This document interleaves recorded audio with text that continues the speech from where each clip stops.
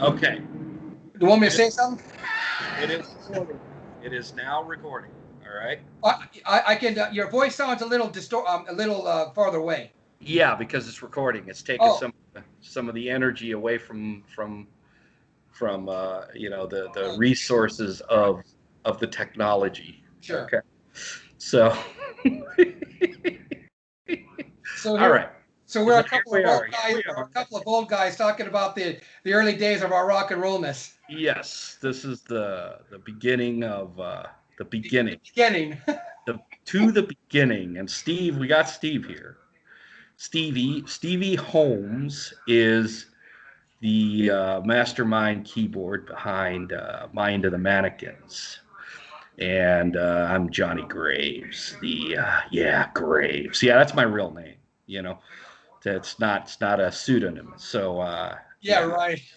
Johnny Graves. Anyways, so this is pretty much we're winging this. Just gonna go forward. I've been talking with Steve here for about altogether about an hour, and we're going over all kinds of stuff, all kinds of insanity. Yes. Okay, so there was a day that okay, we're gonna go way back. We're gonna go way back to 19. Okay, I'm gonna go back to 1975. Okay, I'm gonna go back to 1975 where I heard for the first time I heard Bohemian Rhapsody. Okay, and when I heard, I mean, I was like totally enthralled with that song. Of course Okay, you. and but when I heard that part that comes right out of the operatic middle part, which that middle part I've always pictured a medieval courtroom, and when it comes right out of that into the dun dun dun dun ba da ba ba ba ba da, Right. that's when I decided I needed to learn how to play guitar. Damn. I was 10. Yeah. I was 10, but I didn't get a guitar. I got a guitar when I was 12 for a little while, but it kind of broke. It was kind of a piece of junk. And then when I was 14, I got a real piece of junk electric with a real piece of junk amplifier. Okay. Now, and also then my mom took me to the Hollywood Bowl to see the Romeros. They're a family of flamenco guitar players. Damn. And that's what did it for me. That's what did it for me. I was just, Queen made me want to play guitar. Seeing that made me decide I have to play guitar. Now, Stevie, tell me what happened to you? Oh, that's no problem. Okay. Yeah. I was actually an inventor. I was working on tour to being an inventor. You're not going to believe that. And No, then, I know. yeah, I seriously, I'm know. an inventor. I invented a bunch of cool stuff. I was working on toward being an engineer, You were an inventor? an inventor, an inventor, Inventor? or is it supposed to be inventor or an inventor? Or we don't Okay, we don't want to mention vents now, do we? okay. Oh, don't go there. Okay, that's not good. That's something. Okay. Okay, I knew you were going to say something like that. Hold on. Never mind. Okay, Never mind. okay. Okay. Now. I stumped him. Yes, you did. I Yes, you stumped did. him. Okay. Okay, go ahead. So what happened was a friend of mine named Dan, nice guy. One day he came over, and as we were partaking on the as teenagers do, let's see, how old was I? I was 15, and we were at. Didn't you just have an affinity for eating a lot of pot pie? Well, no, it was cheeseburgers, dude. It was cheeseburgers.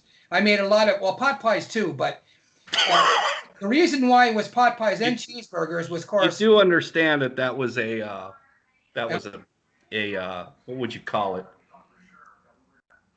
What would you call it when you mean one thing and when you say one thing, you mean something else? Metaphor, I don't know. I guess. A what? A metaphor or something like that, It was a metaphor. Yeah. I don't know. I bet I know what. Okay, hold it now. Go ahead. Okay, now, hold it. Okay, And of course, during those times, young people enjoy the little. Okay. Pie, right? Are you Okay, allowed yeah. to say that? Am I allowed to say that right there? Okay, hold on. Stevie, you Uh, could say weed. You could say ganja. oh yeah, sure. You I mean, could say and then my purple seedless. Remember that yeah, stuff? yeah. An interesting story. One of my songs that's on mine on No Asylum was related to that, but in a more serious light. But Oh, let's not get Outcast, serious. Outcast, No, Outcast. get out of there. No serious. Okay, now, we were we We okay. will He listen to goes, okay, Outcast. Dan, my friend Dan goes, here, I want you to listen to this. You've never heard this before. He had an 8-track. Remember the 8 tracks? Oh, I remember the eight And track. so he That's goes, how old we are, yeah, folks. I know. Okay. Well, there's young people listening, they might know what an 8-track is. So maybe you might want to show them one time. I don't have one. But Go, and you know the thing. what's that? It's Never called an mind. 8-track. I don't Okay. but anyway, he goes, this right here, the band, okay, before I'm going to show you, the band's name is Yes. Yes. And I'm going, yes, that's interesting. I think one of my older sister has an album like that, but I never heard them before. And he goes, Right. listen to this. And the name of the album was called Tormato. Tormato.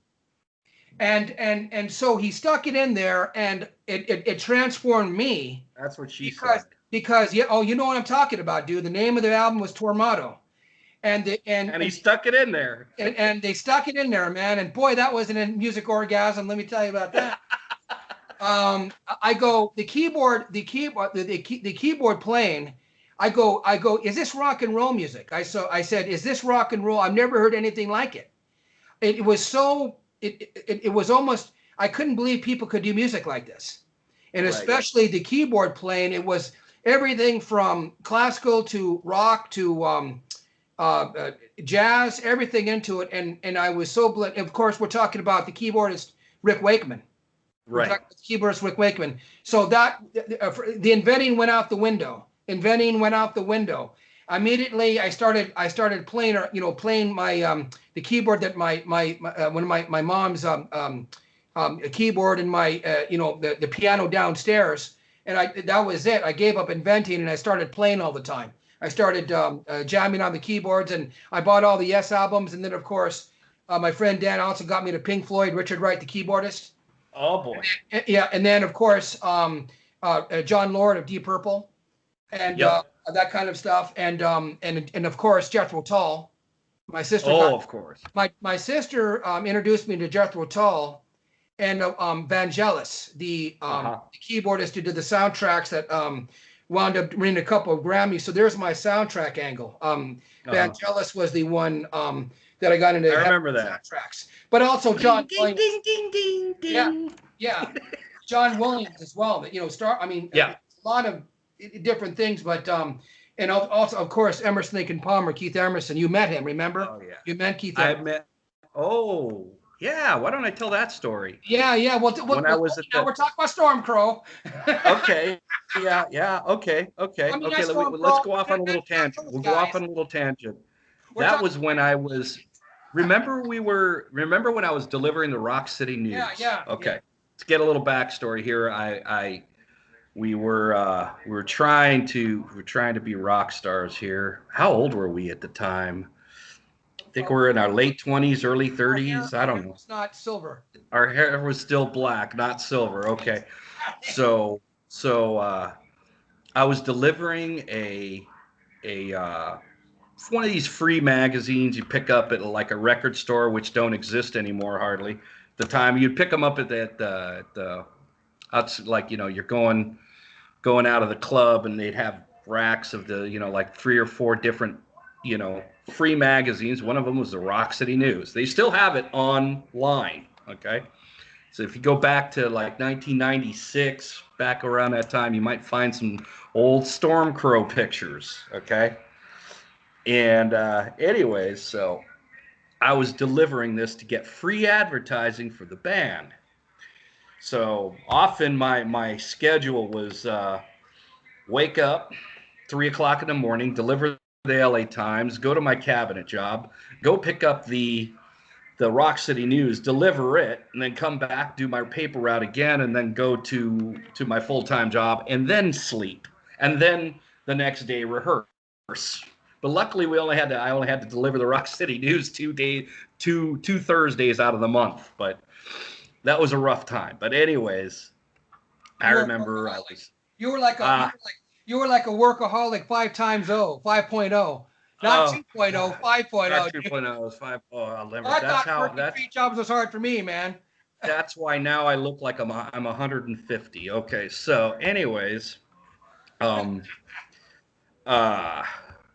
where was I? See, yeah, I'm old, so I forget where I'm at. Go the thing.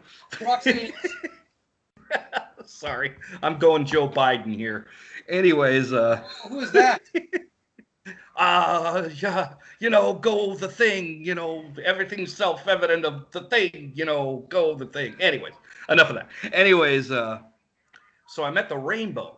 Remember the Rainbow is in Hollywood. Yep. On Sunset Boulevard, right next to the Roxy. My favorite, that Roxy was my favorite club. That was the best. That was awesome. But I did like the whiskey. The whiskey was fun. The whiskey. My second favorite. Yeah. Well, there'll be future podcasts with stories about that. So we'll just get way off the subject here. But I was delivering, and I was hanging out at the Rainbow. I was hanging out. Remember Tori Tyson? Yes, the little blonde girl. Yeah, she was a really good musician. She was a good friend of mine. Yeah. I started hanging out with her. I'd go to her shows and stuff like that. And she had a very interesting following. They were great. Everyone in her following was weird, and I loved it. They were all strange. Everyone was a total misfit. Perfect, And and then I would also hang out with Jo. She was the lady that ran the Rock City News. She was the lady with the real long hair. Remember her?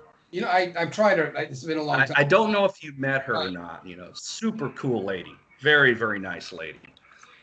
And she was back from the 60s, man. She'd been around music for a long, long time. Anyways, so I was hanging out with her. And it was us three sitting at a booth, and I was sitting next to Jo, and I was sitting, and Tori Tyson was sitting opposite me, facing me, and we're all just talking. We're talking about the music business, We're talking, and I was saying how, man, it's just that it seems the executive level of the music business and the artistic level are so separate. There's no cohesiveness. Well, it's not like that anymore. There is no executive or artistic. No, there is none. It's just all one big blob now. But yeah. But anyways, Jo leans over to me and she goes, "Hey, do you know who that is in the booth next to us?" And I look over and I see this guy, and I'm like, "Where have I seen him before?" Remember we went to see the Emerson, Lake and Powell. Remember that? Oh my God! And were you there when when Albert went down the wheelchair? Are you talking about when Albert was in the wheelchair, dude? No. This was different. This was a different show. Oh, there was a different show. You went to a different one. Yes, I saw Emerson, Lake and Powell. Yeah. And I'm sitting there and I'm looking at this guy. What? It must have been a different night that I was there. Yeah. I think you saw a different show than I did. Okay. Right. Okay, anyways, I was at the Pacific Amphitheater. I think you saw the one at the Universal Amphitheater. The Pacific Amphitheater now is the Verizon or whatever they call it. It was at the Greek, dude. The Greek Theater. Okay, anyways, so I'm looking at him. I go, he does look familiar. I just couldn't. Jo leans over. She goes, "That's Keith Emerson." And I'm like, oh my God. So she goes to me. She goes like this, "Go talk to him." I'm like, no, I don't want to talk. I'm afraid of him. No, go talk to him. Go talk to him. Because she shamed me into talking. You call me chicken and all that. So I went over and I very politely said, "How you doing? My name's John." And hang on one second. What? Reyes lost? Yeah. Dominic Reyes lost. Did he get knocked out? Second round knockout. Dominic Reyes lost. Second round. Know what you're talking about, but it's all right. That's UFC. Never mind. That's a whole other. Anyways, how about Usman was it? They're getting ready to fight They're getting ready to fight. Okay. This is the one before the main event. Okay. All right. Anyways, back. That's what I like about podcasts. Shit like this happens, man. You know. Oh, okay. That's my roommate Wendell. Okay. He obviously he must I be ruined weird. his life. Obviously he must be weird because he's rooming with you. He's the one that suggested I do this podcast. Oh, okay. So, with a little luck, his life is ruined forever. Oh, excellent, dude. Oh. All right. Anyways, so I go over, and I go, I don't mean to be rude, but aren't you Keith Emerson? He goes, yes, I am. And I go, and I sat down. I shook his hand, sat down. I said, can I see? He goes, yeah, have a seat, man. So I'm talking with him, and I said, yeah, I saw you guys with Emerson, Lake, and Powell. And he goes, yeah, he's not with us anymore. And I say, yeah, but I love, Palmer. Carl Palmer is one of my favorite drummers, and I'm sitting there talking to him. So I'm winding down the conversation. I didn't want to eat up too much of his time. I knew there were people coming to see him and stuff. And I said, I got to tell you, I'm kind of on the fence of whether I'm glad that my keyboard player is here or not, because I really, in one way, I wish he was here. In another way, I'm glad he's not here, because if he was here right now, he'd be on the floor kissing your feet. And he just started cracking up, So then I said, I told him it was good meeting you. I went back and I started talking to the ladies again about the music business. And we got in deep. We got in about art and all that stuff. And some people came, sat with him and talked with him. And then a couple hours went by and then we're sitting there talking. He got up to leave. And you know what he did? What? Got up to leave. He came right up to me. He grabbed my hand and he shook it with both his hands real hard, like, yeah, that's what I'm talking about. It's like he was listening to what I was saying. And he was like, it was really cool. It was a very good moment, And it was awesome. It was just awesome. It was, dude. He was. It was interesting. There was an anecdote that Rick Wakeman said about him, where him and what happened was that around that time that this happened to you, or maybe a little before that, maybe some years before that, Rick Wakeman and Keith Emerson were invited. They were both like the icons of keyboard insanity. You had Franz Liszt and then Rachmaninoff right there in the same room. Right. You know what I mean? And they were both insane. And they both told this story where they went to meet Robert Moog. The guy Moog, yeah, the synthesizer. That invented the mini Moog, right? The mini Moog, okay. And you see what happened was that Robert Moog built the insane multi Moog for Keith Emerson, but Rick Wakeman liked the mini Moogs, and he had 2 of them or 3 of them that he would put on stage. That he did all the insane fucking keyboard work, and he still has them even in the 21st century. He's still using shit from 1971, dude, or 72. That's the good stuff. That's the sound, yeah. He has to have a tech though, because the sucker needs to be tuned every while. Yeah, exactly. I mean, it's creating work. It's capitalism. Shit. But anyway, he said Trumpism. That, what happened when Wakeman said that when they went, him and Keith Emerson were partying out and they were like having a good time, and then Moog sat there and they were, he was having a meeting with Moog, and Moog was sitting here talking about all this electronic shit, and they were both looking at each other going, I have no idea what this guy's talking about. They were going, they really know the fucking crazy sounds. They don't care about all that. Yeah, exactly. Yeah. They just want the sound. Yeah, and and he did and then when Keith Emerson passed away, Wakeman did a tribute to some of his fucking insane shit that, of course it's easy for him to play it, but right, yeah. This let me show you. Yeah, I know. It's sick, isn't it? Well, where were we on the beginning? Okay, we were talking about how I liked Keith Emerson. Okay, that's how we got. Okay. So that's what got you going. You know what else? I forgot to mention this. We could go back a little before Queen. Queen got me serious, but before that, I was into the Bay City Rollers, the Monkees. The Monkees were great. Bay City Rollers are all right, but the Monkees were great. The Beach Boys. Those were my 3 bands. They're good. Yeah, and And I remember when disco came out, I hated disco. We were painting stop over disco we were painting disco under stop signs all over the place. We didn't like disco. Now I love it. I know, I it think it's sounds great, man. And they, they didn't use any. It was all live musicians. It was all live musicians, and it was so well orchestrated and arranged. Saturday Night Fever was the Petey, the guy who recorded Mind of the Mannequins, one time showed me. It was during an earlier recording. Remember some of the recordings we did in his smaller studios. His home studio, yeah. And he was saying on Berquist. Yeah. Which I thought was Bisquick. That's how I remember. This was at his rad studio he had before he moved to Nashville. The one that was on the other side of our old studio. Yeah, it was on Kenosha. In Chatsworth. Yeah, in Chatsworth. And he goes, Steve, this was a great album. Listen to this. And he was listening. He goes, you see that? That right there is a real live drummer. And he goes, look how tight it is. And you see this.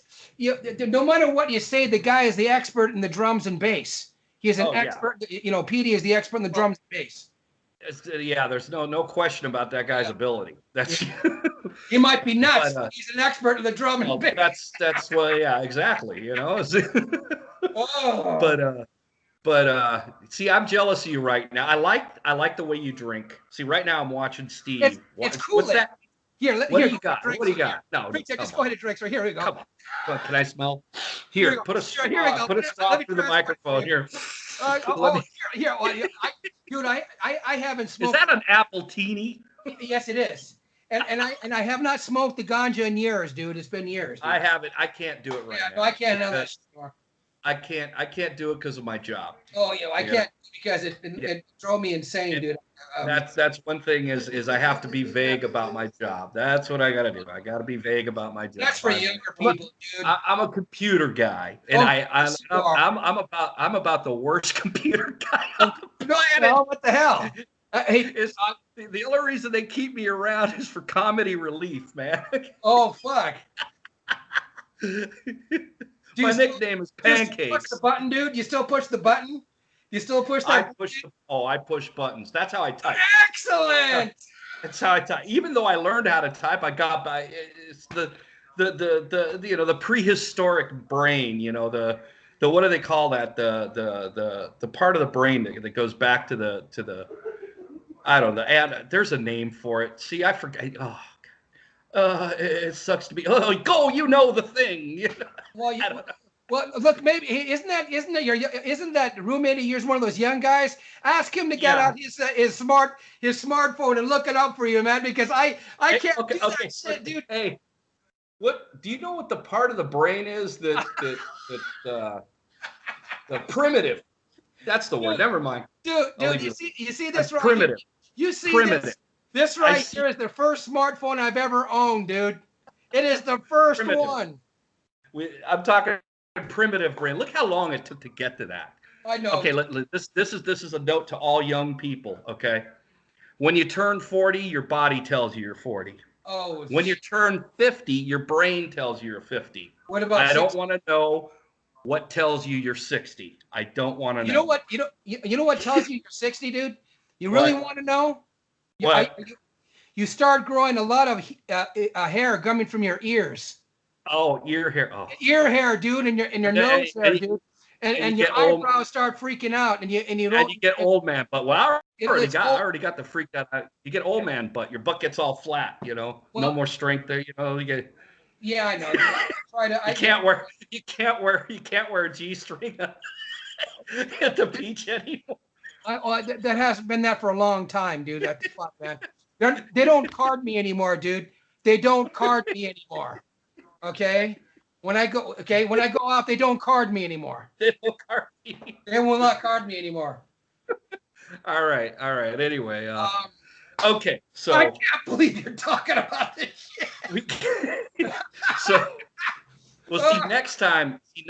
Okay, this is probably the last one I'm going to be able to do during the time that I'm deployed. I'm going to be out doing something. Okay, so I'm going to have to be recording these podcasts where I'm at, and this is a whole other group of people.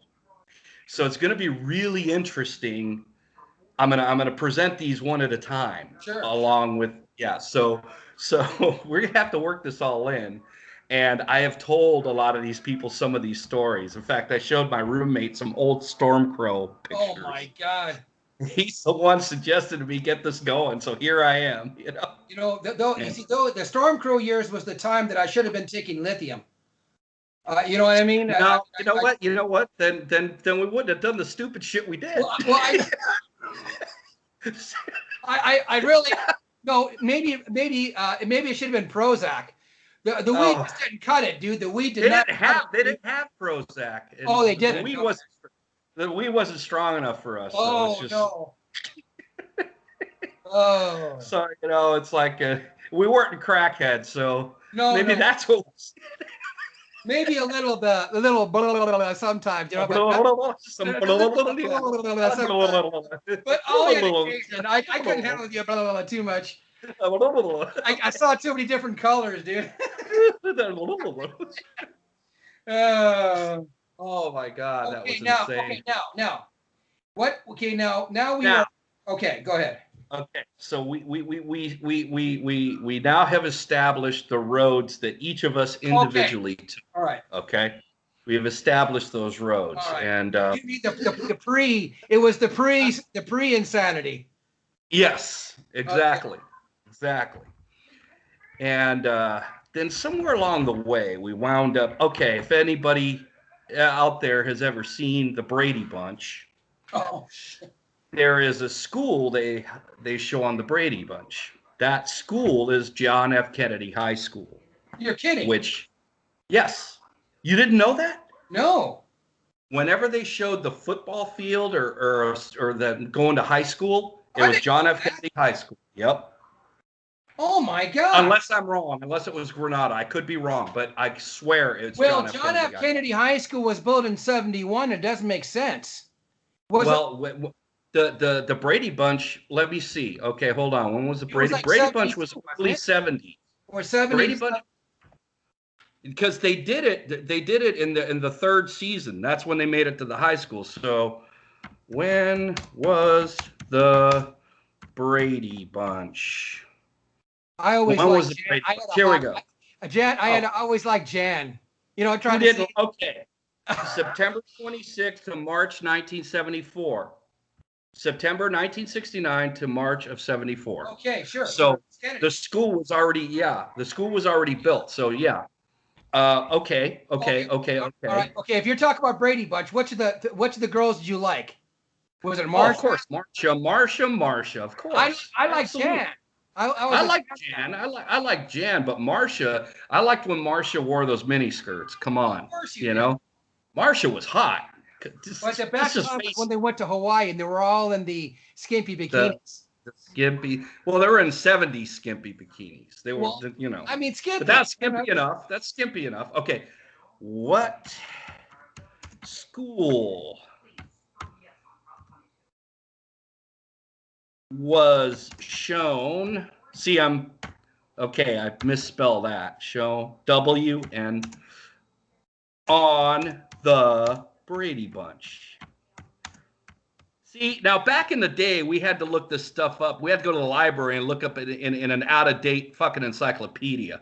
People don't realize how they got it, how good they got it these days. We've seen the transition from the Industrial Revolution into the Information Revolution. Oh well. You know what I mean? We saw that transition. Give me an Encyclopedia Britannica anytime. I mean, yeah. I can't handle that shit, dude. This fucking screen right here is just way too small for me, dude. I would prefer to read a book, still, or look at that kind of shit, even though technology you can do some cool shit. I mean, I'm on the computer all the time and it drives me nuts. Okay, hold on. Wikipedia. I hate Wikipedia, to be honest. It's not reliable. No, it's not. Not at all. Yeah, you can get. Anybody can go in and change it. Okay. Yeah. Main school, Brady House, home media. What the hell? Jesus Christ. All right, I'm spending too much time on this. Is going to get boring. Okay, I'm just looking. I swear it's John F. Kennedy High Okay. School. Okay, so we've established that John F. Kennedy High School, and remember, it got ruined in the earthquake in the 90s 94 earthquake. It I was, didn't know wasn't that. it? I didn't know that. It got ruined, and they had to rebuild it. Yeah, How much of it? most of it, like at You least the shit. administration building. Yeah, Well, yeah, I don't a care lot about happened. them. I don't care about them either. Forget about the fucking principal, though, those assholes. Anyway, anyway, I like my teachers, though. I remember, this is the thing. I remember seeing you at school. Okay. Now, for everyone out there, Stevie was a senior he was in 12th grade when I was in 10th grade. Okay. So that's how high school was when we were in 10th to 12th grade. Then we had 7th to 8th and 9th was what they called junior high school. Then it was elementary. Yeah, that's right. Now they call it middle school, and it's different. But anyway, It's woke. Yeah, it's woke. Yeah. So woke. Oh, please. God. Anyways, so I was in 10th grade. I remember seeing Steve. Steve had really, really long hair. I mean, and it was black. It was black. And I remember seeing Steve would always have, what did you have? I think you'd always have a container that you would go to the cafeteria. I never got cafeteria food. You'd go to the cafeteria and you would get, like, I don't know if it was a hot dog or it was tater tots or something. It was burger and fries, dude. Burger and fries. Okay. It was great. Okay, look at, for the young people, a burger and fries for 35 cents. 35 cents for a burger and fries. It was 1982, folks. No. Okay, so no, 80. 80. Oh, 80. that was 80. No, 80. It was 80, 81. 80, 81. Yeah, okay. So it's 35. So you can get a thing of mashed potatoes and gravy for a nickel. For a nickel. A nickel. And you can get a soda for a dime. A dime. A dime. Shit, dude. And see, my dad gave me $1 a day. I was rich. You were rich, yeah. I was rich, dude. So I remember I would see now Steve has this very unique and distinctive way of walking, especially then because the Holmes walk and he was like me. He hated the world, but I was trying to fit in with the Vidal Sassoon group. You remember the preppy kind of group? It didn't work. It did not work. I could not do it. I had to get away from it. But I remember I had a girlfriend then, and she lived in Simi Valley, and I could never see her. And but you didn't have a car. Yeah, I didn't have a car, And, well, her mom was very, very protective, understandably so. I know. But anyways, I remember me and my friends would sit on that, you remember that little parapet wall that was there, we'd sit on that wall and we'd watch Steve walk by, and he was a very interesting dude. And then one day he showed up in his robe, and it was really interesting. I can't believe I did that. Steve didn't give a flying fuck. That's why. And that's what makes a musician. I'm telling you. There was you didn't realize this, but in that same area there were a bunch of really cool. There was this one punk rock dude that during the time of the dead Kennedys. And you know what I'm talking about? He was Paul. He had a shirt that said the Smog Marines. Yes. Remember the Smog Marines, dude? And I used to, him and his cute girlfriend, I used to enjoy hanging with the guy. He was such an insaniac. I used to enjoy talking with him. He used to talk about punk rock all the time. He was a cool guy. I knew the punk rock. Yeah, yeah. In fact, we did a show one time, and we let them play. I forgot what they were called. And they played in the theater at Kennedy. And I remember the drummer was brothers with a kid that I was giving guitar lessons to. Right. And the drummer sat on a seat. He didn't have a stool. He didn't have a throne. He had a regular plastic school seat that he sat in and played. It was great. It was so punk. And I remember one song, my favorite song. They had one song, and this guy played it, and it went like this. Da-da-da-da-da, one chord, one chord, one chord, one chord, yeah. That's the song. It's called One Chord. You play one chord, scream one chord for about 3 seconds. That was it. It was awesome. Back in the time when music was creative. Yeah, I was playing jazz band then. Oh, yes, remember? you were. Yes, you were. Well, that's where I played in the jazz band. I played in the concert band, and then when I got to 12th grade, like 11th grade was my brooding year. I remember me and my girlfriend had broke up. I was very depressed. Then I dated a girl very briefly. Guess who that is? Ooh. My current girlfriend. Oh, Natalie. Yes. So yeah, that's a whole other. Was she one of those cheerleader types or a No, preppy? She was wasn't a a preppy or anything stoner. like that. She was a stoner. She was a cool Oh, chick. She was a stoner, and that very intimidated me. It very much intimidated me. Everything intimidated you, Johnny. Back in Yeah, I know. I was very, very, very shy back then. I remember I was very shy. I was very, very, very introverted. And I remember I had really bad acne in 11th grade. So I kind of really dove into the guitar, you know? That's a good thing. And then and I remember I played in a couple bands. I played in a band, remember, with Marvin and Sean and Paul Bernstein. Good old Paul Bernstein. But we were playing fun stuff, and I started getting into Rush and other stuff, you know. Sure. But I realized I didn't want to play just regular rock. I wanted to play something avant-garde, something insane. eclectic, And some eclectic stuff. My sister's boyfriend got me into old Genesis. Oh yes, of course. So then I started listening to old Genesis when Peter Gabriel was their singer. Sure. Steve Hackett. Remember that stuff? That Steve stuff. Hackett on the guitar. Selling England by the Pound Sure. is one of that really. Oh, I was blown away. So that's when I met Howie when I was in 12th grade. I remember. Right. It was November. It was right before Christmas, and I just turned 17. So I was a little bit young for. I didn't turn 18 until my first year of college. Remember that? Okay. Yeah.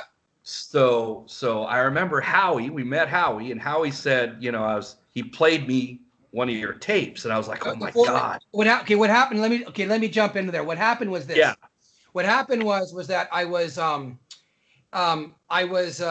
at that time in the senior year, Petey was he's the same age as you.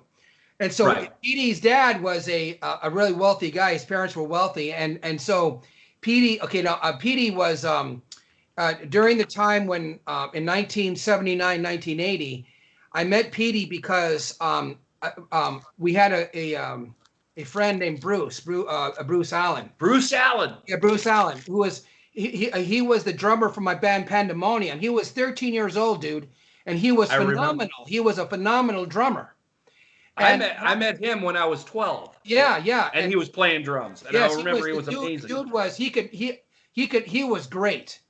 And so we got in a band called Pandemonium, and I met Steve through Bruce Allen and this other guy, and Stevie was able to get I was able to rent a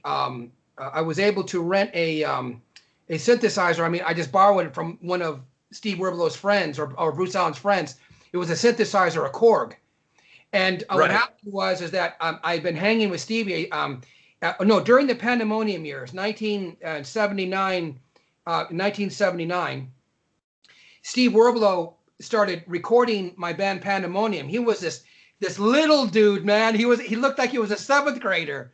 And it was so insane because he one time it was New Year's Eve 1979 going it was 1980 going to 1981, okay? Right. And my band Pandemonium was playing at the Davy James's house, the vocalist. He was the old guy. He was 23. And he was the guy that sounded like Freddie Mercury. Freddie Mercury. Freddie Mercury. Yep. I remember that. Yeah, the guitar player was. Hang on one second. Okay. Hang on one second.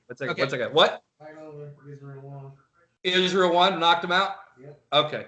Yeah. All right. Just such. Yep. Oh yeah. Israel Adesanya knocked out what round? Second round, 1 minute. 1 minute in the second round, he knocked out Paulo Costa. Not surprised. Not surprised. Okay. Go Once ahead. again, I have no idea what you're talking about. No, okay, but anyway. UFC. That's Okay, one of okay, the okay. only sport I watch. The You only sport I sport follow. guys, man. You sport guys. Okay. That's the only Okay. one, man. So what happened was we were at a in 1980 we're at a Pandemonium gig, and I was doing a solo on Joe Walsh's Rocky Mountain Way. Right. I was 17. Okay, I was Uh-huh. 17 in 1980. I'm going Okay. in New Year's Eve 1981. 1980. Right. And so what happened is right after, and the guitar player was 21. His name was John Barrett, and Bruce Allen was the drums. And what happened was that Steve Werbelow did the sound, and he was this little guy.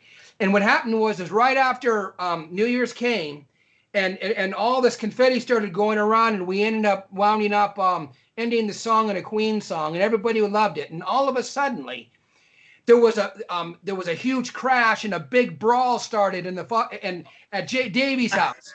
And so we're all scrambling, going. We're little Stevie, but he looked like he was 12, and he was grabbing all the equipment, all the mic stands, and we're trying to save it, all the gear and shoving it up against the wall, and we're all sitting here not wanting all the guitars getting smashed. And John Barrett, was hiding behind his amp, and he was 21. And then Werb was hiding behind the amp, and me and Dan had to sit in front and stand in front of everybody. And luckily, we had a buddy of mine who was a really tough guy. His name was Rick, and he was one of my Dan Forsblad friends. Remember, and Joe and Joe and those guys. Joe, yeah. Joe and all of them. They were all there. Joe was there, and so there was a big brawl. But anyway, I hung with Steve Werbelow, and so during that time.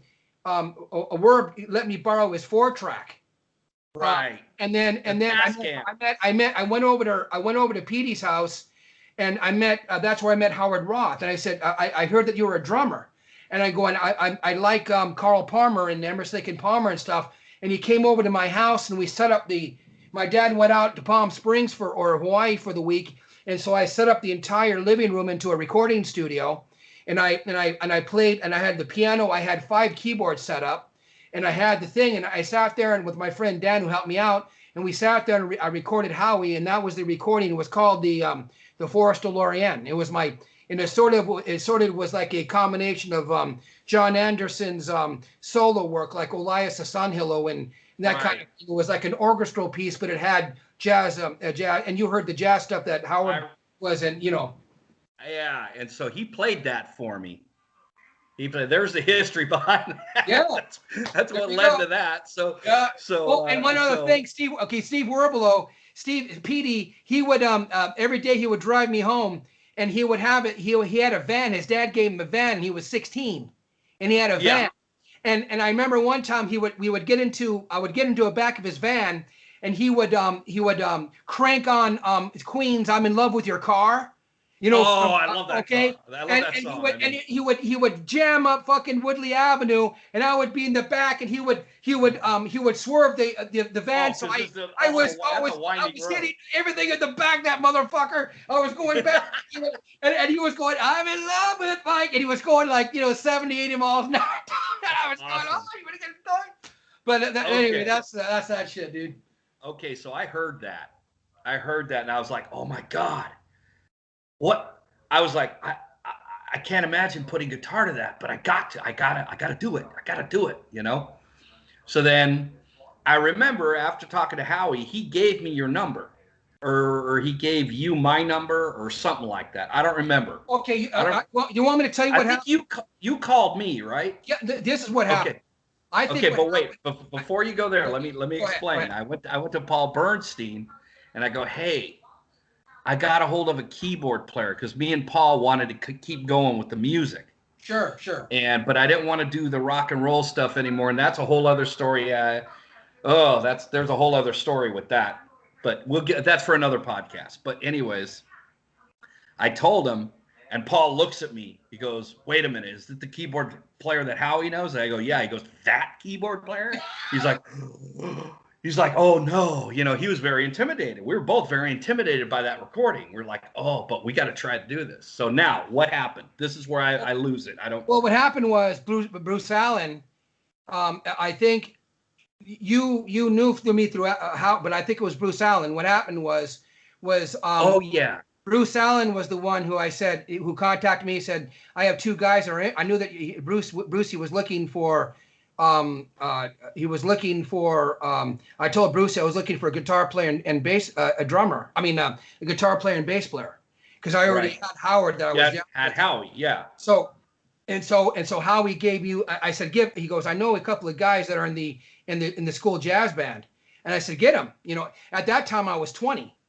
right. I was 20. You guys were seniors. And I was 20. and I had just turned 17. I remember that. Yeah. Yeah. You guys were like in seniors in high school, and Right. I already had been jamming with Rich Casado for like Yes. for about a year or so, doing some crazy shit. Now there were some stories with that guy. Oh my Oh, god. of Well, course. you know what I'm Yeah. talking about, but okay. Which Anyway, you guys, we came up, and Howie came over, and we started. You showed up with your polytone and it was an Ibanez, it was Polytone. your polytone and that and Ibanez. The He had his Ampeg. I didn't have I had the Aria. Aria, the Aria Pro 2. I had just gotten that Aria for my birthday. Yeah, I had the Aria Pro 2, the Cardinal series. that's right. That was a limited edition guitar. It was a great And I guitar. had the Polytone, I hope that you still little have the Polytone guitar. there. You still have I the, do. I still have it. it stands in honor amongst those other guitars you have now, the newer ones. The No Paul doubt. I mean, you're, Smiths, dude. Yeah. Oh I, yeah. I I'm brag getting about. more. Listen, dude. When it comes to your new guitars, dude, I'm always bragging about. I go. Oh, those You things. know, you think, okay, this is the kind of guitars that That's it. the ones that you That's should have it. had. But anyway, what the hell? And I was kind of lucky. I had some killer shit early on. Because- okay, so Okay, now so you came up. that's Yeah. now who called who? I don't remember who called who. I called. What happened was you gave the number to Bruce Allen. He gave the number to me, and I called you. And you're the guy. You called me. Okay, that's what I thought. That's it. And then you and I talked. And I go, dude. And then Yeah. And you guys. then Go ahead. me and Paul went to your house. Mhm. Okay. And we met you. And I remember you were sitting at the table in the kitchen area, right by that famous kitchen that cooked many hamburgers, Oh, and many pot pies and many German sausages, yeah. many That's what Paul. breaded beef patties, chicken patties, and Oh, I love the chicken pat, the breaded chicken chicken patties. and you loved your mayonnaise back then. I remember that, man. Too much. Now, Too much. just for everybody's record, now I just eat vegetarian mayo. I don't eat stuff anymore because it caught up. I eat the olive oil based stuff. Yeah, I like that. the follow your heart. Yeah.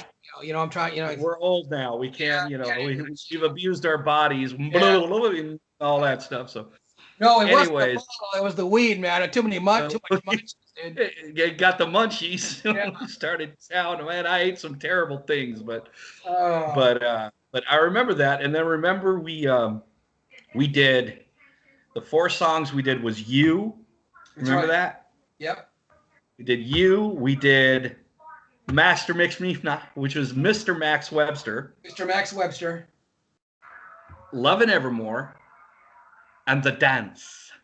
Remember The Dance?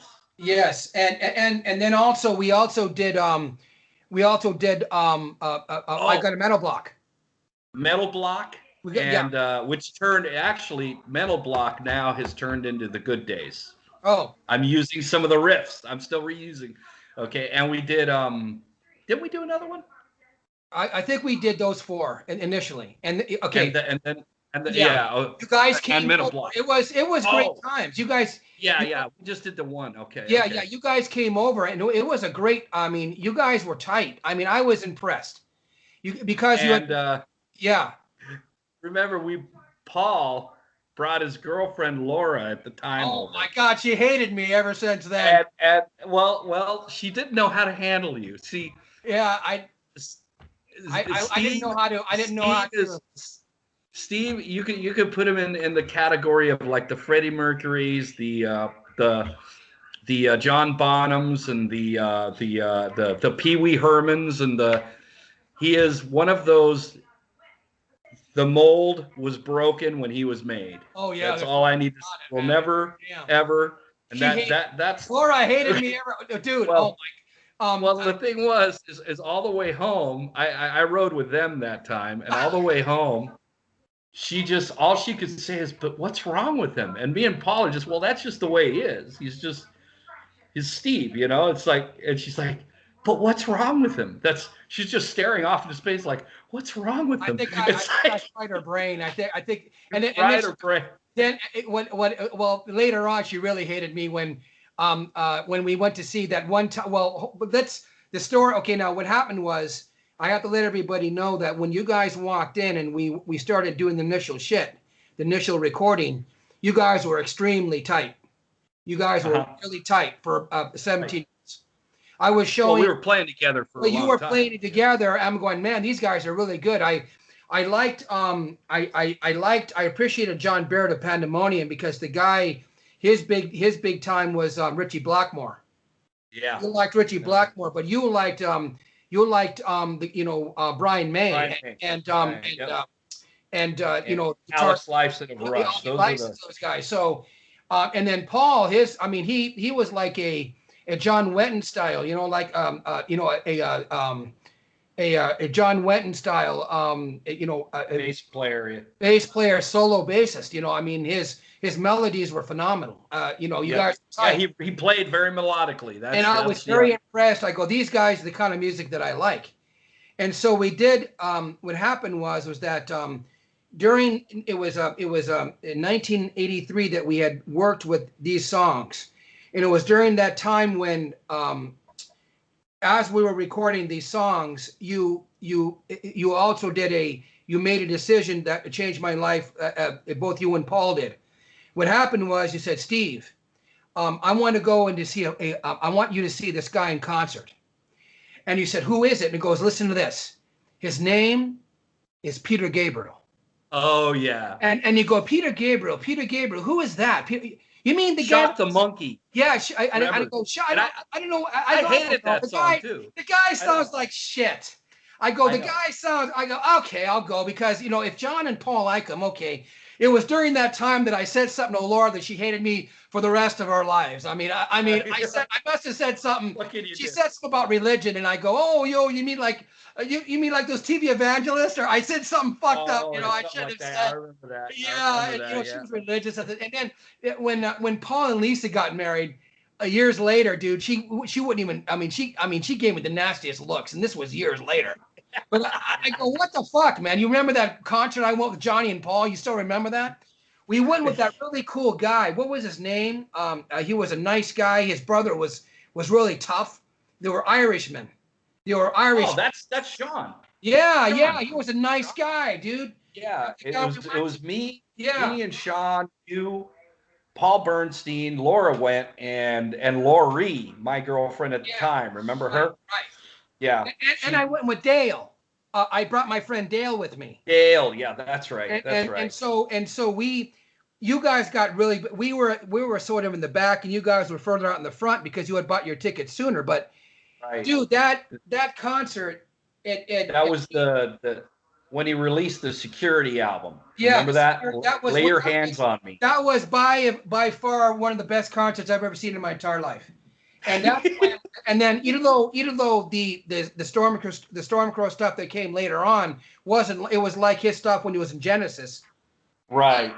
The stuff that I'm working on now is more like Peter Gabriel in the 80s because I got into the alternative movement, dude. I really like some of that stuff now, the alternative stuff. It's sort of I'm refinding that, all those years in prog rock, you want to go on and do something different, so yes, you do. That's what it's all about. That was during the years when King Crimson was doing their alternative stuff, and boy, they came up with three of a perfect pair. Oh god, Tony Levin on the fucking Chapman stick, dude. I mean, that was just. That was the year that. And that's who was playing. That's who was playing that night. He was playing that. When I saw that shit, I'm going, "What is that thing he is playing? It is insane." And you got one. And I went and got one a few years later, like 3 years, with my friend remember Albert? Albert, And so King Crimson did 3 albums, and I went with Paul Bernstein to see the third album of that alternative King Crimson movement. And dude, they didn't use distortion. They did not use distortion. It was. Have you seen the Robert Fripp videos? Him and his wife are doing these quarantine videos that are hilarious. They're hilarious. Know that guy did some shit that knocked my fucking shit off, man. And I look at the videos and dude, I mean his wife, she's older, but she's hot. What do you think, dude? She's hot. I'm like, whoa, that's a hot lady. Okay. You got to hear Crimson in the 21st century, dude. They changed their. You got to hear them in the late '90s, and then they went grunge. In other words, they went from the alternative movement to grunge. But if you want to hear grunge the way it should have been played, there it is. Yeah. Oh, dude. I mean. All right, Stevie. Okay. So that's what happened. Okay. That was the beginning. We have established the beginning. Okay. Right. Okay. We're almost at an hour now. Okay. So. Okay, I'm just this one, I'm not gonna put the video on it, okay? All right. Because it's just 2 old, fucking ugly old guys, one guy with a missing tooth. Really? Is that missing? Let me see. Okay. Yeah. Oh my God, what happened, dude? Okay. When I was in Germany, pickled herring is a very common thing in Germany. I got to like it, so I would buy pickled herring, right? Right. And but they have these thick, like toothpick things go through them. They're like like if you were to take a popsicle stick, right, and put a spear end on one, it's like that. They have it going through a herring roll. Well, I grabbed a herring roll. I did not know this. Grabbed a herring roll out of the jar and bit right into it and bit right on that stick, and it loosened this tooth. Okay. I didn't, it was very expensive at the time in Germany to get any dental work done, and I didn't have dental insurance. Okay. So I just kind of let it go, And then when I remember when I went to Afghanistan. Right. Damn. I came back before I went to Afghanistan. And I had to have the tooth pulled because it became a dead tooth. Oh, okay.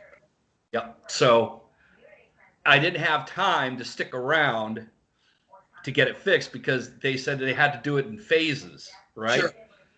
So I had to leave the following week. So it was like, okay, we'll just pull the tooth.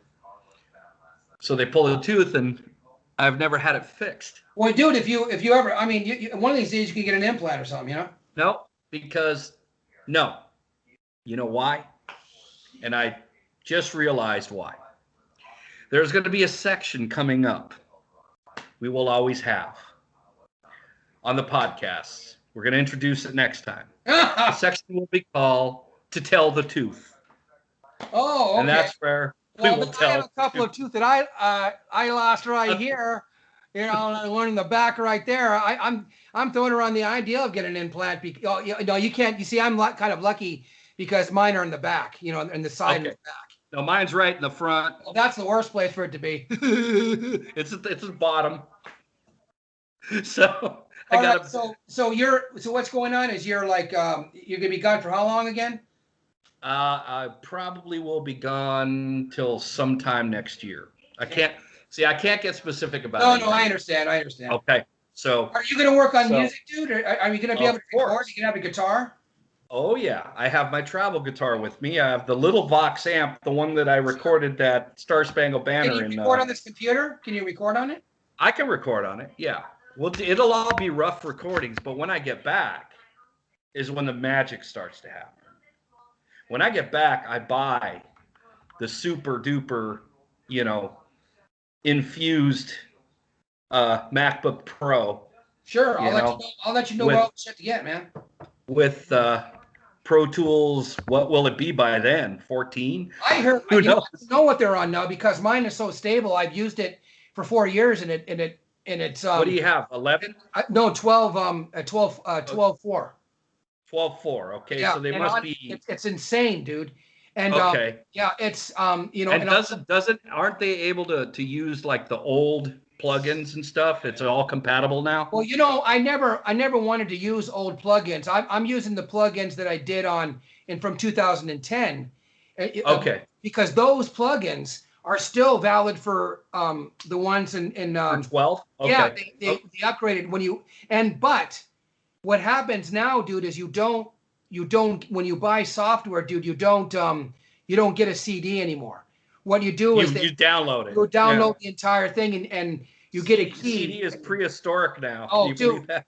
I had that We computer. started this out with 8-track tape. I know. Oh my God. No, I started out with the Tascam 4-track, and then it was with Pat's Reel at to Pat reel. Studio. It was at Pat Studio. You used to have to watch porn movies on reel to reel. Oh my God. I mean, no, it was no 8mm, dude, 8mm. 8 8 millimeter. millimeter. Yeah, that's what I heard, anyways. Well, that's what you heard, That, Yeah, that's what I heard. you never inhaled. You never inhaled, dude. You just heard about that. I just heard about You it. never inhaled. You know what I'm saying? I never inhaled. You never inhaled. Don't know the thing. All right, man. Okay, let's end here. This was the beginning. Okay, we'll end here, and then we'll continue. All right. This is what okay, now it's not fair because you were able to drink and I wasn't. So Let me. I'm gonna see. Oh yeah, there you go. There you go. A little Okay. vodka in there too. It's a apple liqueur with a vodka in there. Ooh, that sounds good. Okay, Yeah, so it's I'm gonna have to see if I can get somebody to bring me something. You So mean hold it now? They don't have a bar. They don't have a bar on that boat you're going on. There's no Nope. bar on that boat. Oh man, what? You're not allowed to sneak anything on there. Oh, Nope. those. Oh my God, I can't. I feel bad for those guys and gals. Nope. Can't do that. I've got to behave. Okay. But it's worth it. It's worth it. It's worth it because when I retire, it's going to be Cheech and Chong all the way. Okay. Well, we have to do the bottle of Patron part 2. Oh. Okay. That's for never after day. that. After the fifth shot, dude, it tasted like water. Remember, we couldn't even taste it anymore. That was what, almost 2 full bottles Patron between 2 people. Oh, the next. Okay. Next one. That was the only time my wife yelled at me. Was that night? That's for another one. That's for another podcast. Right. Okay, we got the beginning down. We'll be back. I can email you.